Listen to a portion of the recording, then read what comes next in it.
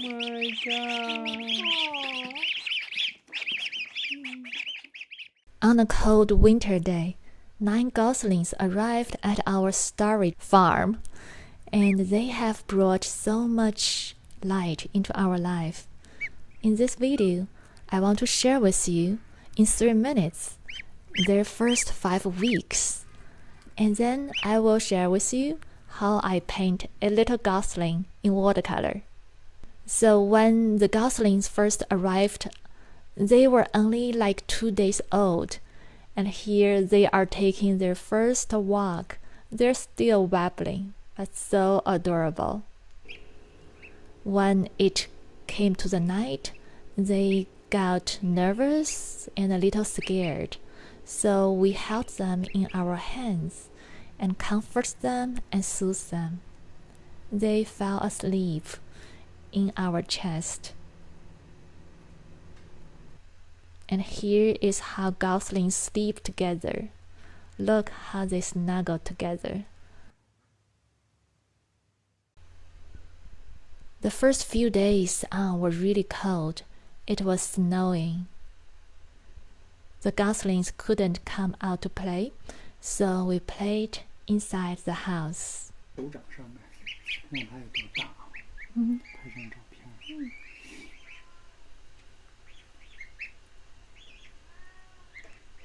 When the snow is over, all the goslings came out to play on the grass for the first time. They were a little nervous at first, but pretty quickly they got adjusted, and they love pecking on the fresh grass.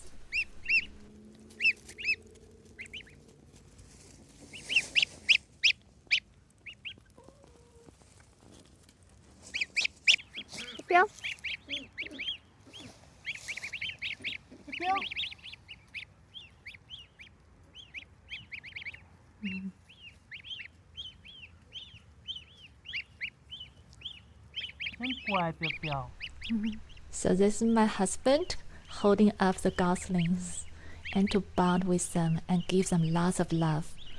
We call them Biao Biao because that's the sound they make when they're babies. They still make that kind of sound. Just so cute.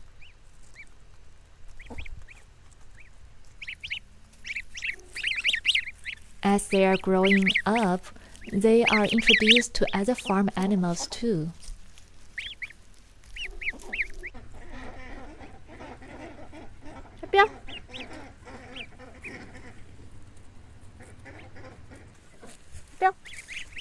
They are pretty good following me around as if I was their mama goose or mama geese.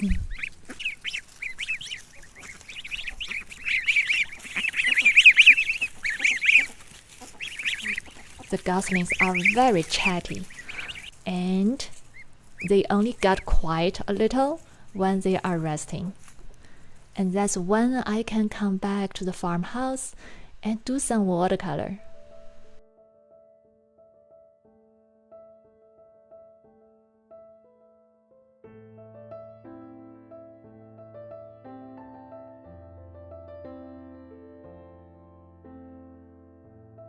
I started the painting with the eyes. I had a mixture of burnt umber and purple to create this lovely eye, and I have a tutorial on how to paint the eyes, so be sure to check it out if you haven't. And just little by little, I start to sketch out directly with watercolor without a pencil sketch. So if you ask, why do you want to go directly with watercolor without a pencil sketch? Well, actually, you know, I'm from China. I grew up in China. And in the traditional Chinese painting, there was no pencil sketch. So I'm used to painting without a pencil sketch and just use brush to paint directly. And then secondly, when I paint directly with watercolor, it really trains me to be more mindful. on how to put my marks more accurately. So in the short term, it's kind of hard to make it right, you know. You can make mistakes all the time. But in the long run, I noticed my sketching skills have improved a lot, and I can fairly accurately to create the shapes, the forms right. So it's not always the case, but it's fun. So here I use the light color to sketch out a basic shape of the beak. And then I want to go to the other eye first, because the eyes I think are more important than the beak. So I want to get the important features in first. And I really take my time to do this and not rushing it. It's very subtle to have this effect of the eye, to have an eye and not too obvious, but settled back in. So it takes a lot of softening the edge and then defining the edge where I want it.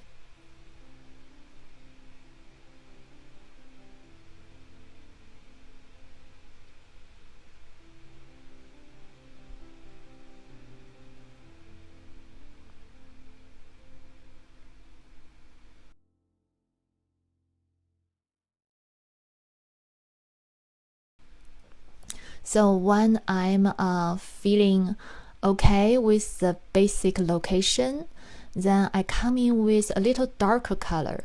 So here's another tip when you paint directly without a pencil sketch, is that start with lighter color. And so you can easily cover it with darker color or use water to erase the line. So I'm starting with lighter color and now kind of mid-tone. And then when I'm happy with it, then I come in with a final dark color to define it. The beak of the Gosling is actually quite complex, and even though I have Goslings with me, they move around so much, it's hard for me to just grab them and see what's going on with your beak. So what I can do is simply to paint the basic light and shade patterns, and I think that works.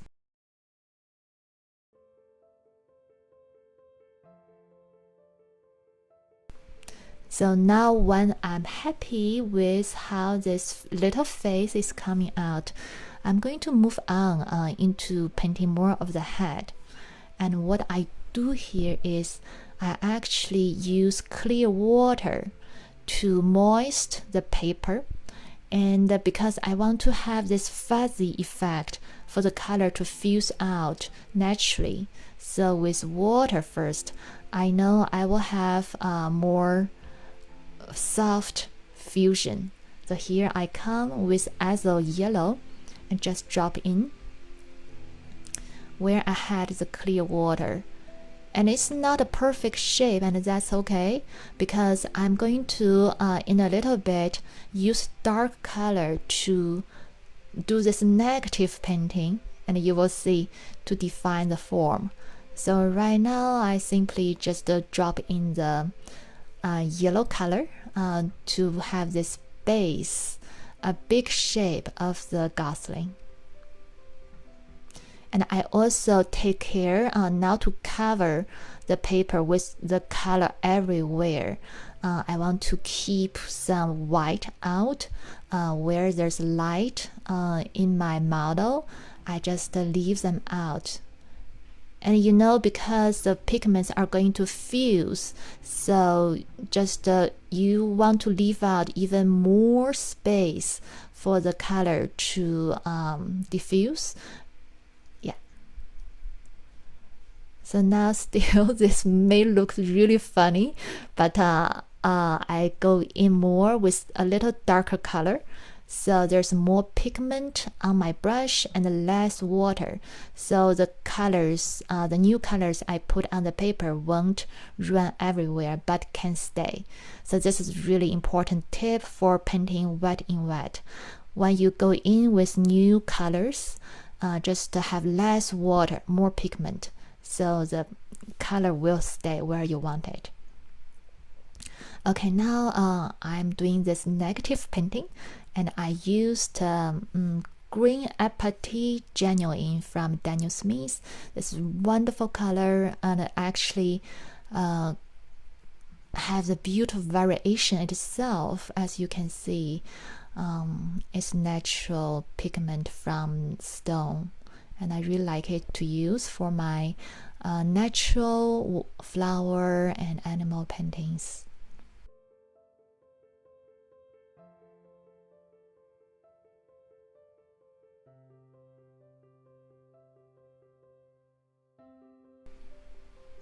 So now you can see this little head is starting to showing up.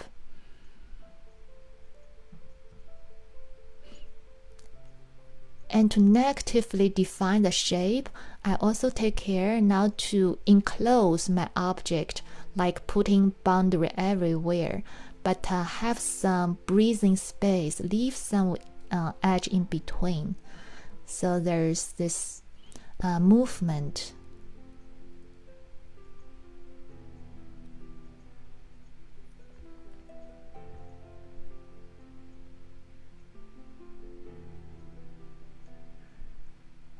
So now to help the little Gosling to look more three-dimensional, I'm adding a little bit of shadow color. And shadow color are really tricky, and especially for this Gosling is actually backlit, which means that the shadow color will have both warm and cool tones in it.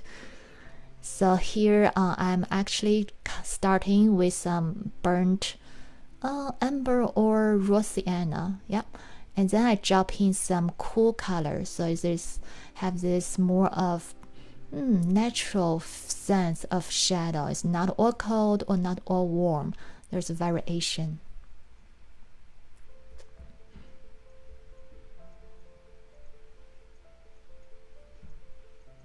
And for the shadow color, I tried several, and then I decided to use a cerulean blue, and that's a lovely shadow color for young children or little animals. So it's got that cool sense of shadow, but not overly darken it, as you can see here. Okay, at this point, actually, I feel like my painting is at a ugly duckling process, or the face. It seemed to be working, but then it doesn't seem to be working. So I feel this tightness within me. I got nervous, so I decided to unnerve myself by just splashing some colors onto the paper so I can breathe. Yeah, I intentionally try to mess up my painting so it's not perfect, then I can continue on with the learning and not putting too much pressure on myself. So yeah, that's what I did.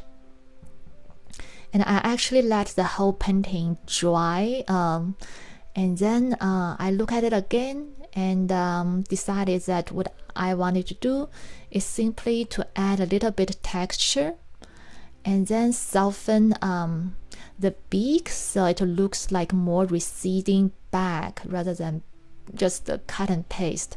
So I just add a little bit shadow color, yeah, soften the edge of the beak, and then it looks more natural.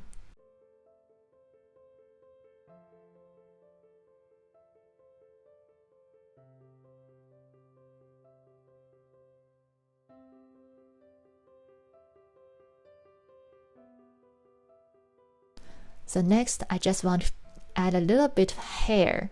So I started with some lighter color, and adding hair is another place that I want to be really careful. It's somehow very addictive. I can keep adding the hair, and then it will look like a spiky rather than a little fuzzy gosling or duckling. It becomes a hedgehog. Well, I like to paint hedgehog as well, but this is not a hedgehog. So just not putting so much hair everywhere, but just on the edge. And then putting a little bit of spatter, smaller spatter, to give it more of texture.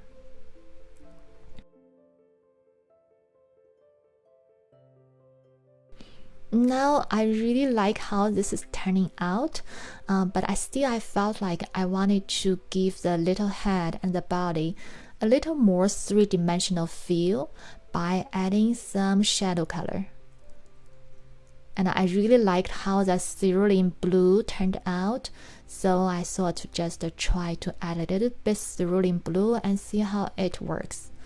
Honestly, at this point, the painting, I like how it's going, so it's a bit risk-taking to add more to it. But I just thought I'm here to learn rather than creating something successful. So I want to try things that I haven't tried and see if it works or not. If not, that's okay. So again, I really like how the cerulean blue color, the shadow color, turns out. And here it is. The little gosling. And now it's time to go back to the field and attend to them.